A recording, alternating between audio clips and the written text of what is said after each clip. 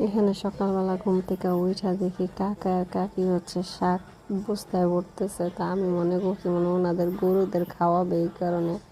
পরে কাকি বলতেছে না, এগুলি বিক্রি করার জন্য। পরে তো আমি অনেক শরম পাইছি, ওনারা হচ্ছে এটা চাষ করছে। তো এই পাশে এসে দেখি আমার হাজব্যান্ড হচ্ছে পুষ্কুনিতে মুখ দিয়েছে। পরে আমি আবার ওনারা খাচ্চর বলতেছিলাম, এই জন্য আমরা বলতেছে দেখো পানি কি পরিষ্কার। আর আমার শাশুড়ি বর্ষাকালে সবসময় ঘরে হচ্ছে মুরগিকে আদার দেয়, বাহিরে আদার দেয় না, কারণ আরও অনেক হাঁস মুরগি আছে, এই জন্য বাহিরে আদার দেয় না। ওনার মুরগিকে উনি ঘরে আইনা আদার দেয়। পরে দেখি আম্মা এখানে তানহাতানিশার জন্য নাস্তা বানাইতেছিল, ওদের পছন্দের খাবার। পরে আমারে বলতেছে তুমি কি খাইবা? তা আমি বলি আমার জন্য আলাদা নাস্তা লাগবে না, এখান থেকেই খাবো। পরে আমি ওইগুলিই খাইছিলাম। পরে দেখি আব্বা হচ্ছে দাদারে আম দিছে, এখন দাদাই তো পুরো টেনশনে পড়ে গেছে আমটা কীভাবে খাইবো। পরে আমি কাইটা দিছি, এরপরে খাইছে। এর মধ্যে হচ্ছে আবার আমার হাজব্যান্ড ফোন দিছে যে গাড়ি আসছে বালু নিয়া, তো এগুলি রাখার ব্যবস্থা করো। আমি আর আম্মা বের হয়েছি, দেখি হ্যাঁ গাড়ি চলে আসছে। এর সাথে সাথে আমার শ্বশুর আর আমার হাজব্যান্ডও চলে আসছে। আব্বা হচ্ছে বাজার থেকে মাছ নিয়ে আসছে। তো যে বালুগুলো আমরা রাখছি একটা বস্তা দিছে, তারপরে যেহেতু বর্ষাকাল বৃষ্টি আসলে ধুয়ে চলে যাবে পানি, সরি বালু। তারপর আব্বা এখানে হচ্ছে আমার জন্য ইলিশ মাছ আনছে, কারণ আমার তো হচ্ছে ভোলার ইলিশ অনেক ভালো লাগে, টাটকা থাকে, অনেক মজা খাইতে। তো আমার হাজব্যান্ড এখানে সিঙ্গারা সমোচা আনছিল, আমরা খাইছিলাম। আর এগুলি আমার চীনা হাঁস, এই হাঁসের পুরা মানে গাছ যা আছে সব পাতা টাতা খায় ফেলছে।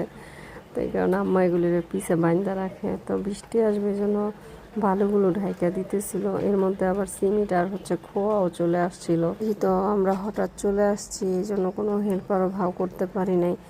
আর এই জন্য আমার হাজব্যান্ডই সব ভিতরে নিতেছিল। আর সিমেন্টের বস্তা একটা ফাটা ছিল, সে তো পুরো সাদা হয়ে গেছে সিমেন্ট দিয়ে।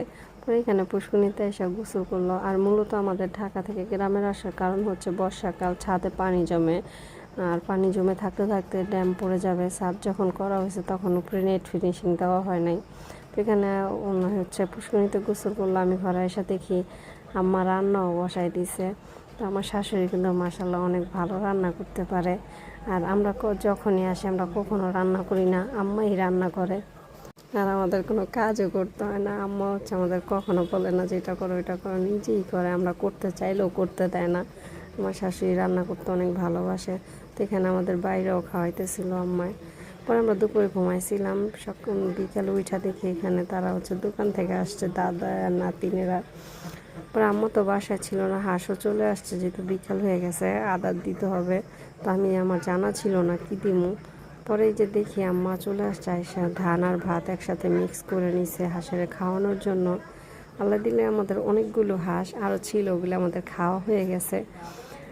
তো এই হাঁসগুলো আমারও আছে, আম্মারও আছে। আর আমি অনেক ছোটো রেখে গেছিলাম, তো মাশাআল্লাহ এখন অনেক বড় হয়ে গেছে।